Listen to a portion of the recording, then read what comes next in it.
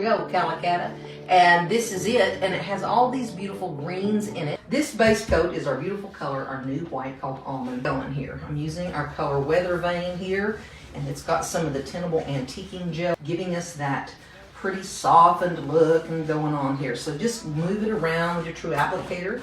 You're getting that. I just hit my palette here just a little. You want this kind of wiggly background, all right?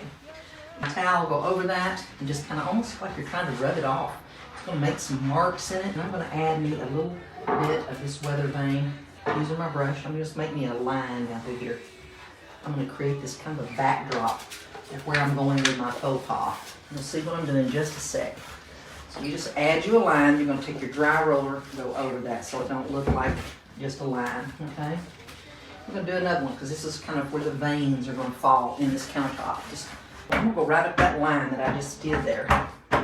I'm not trying to make it perfect either. I'm just trying to create some little pattern. I'll take my dry roller, go over that.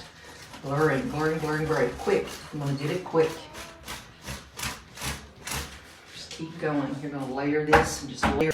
Going right into spruce, and it is a combination of this paint, spruce, and the Tenable antiquing gel, meaning we've kind of created this little soft solution. It's 2 to 1, 2 spruce, 1 Tenable. Now I'm just kind of making a little line down here. You see what I'm doing? Just touching with my fingertips, not putting my whole paw down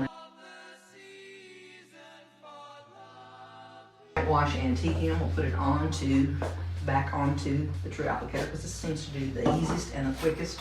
Just put it on there and rub it, and you're going to just blend and soften this whole thing.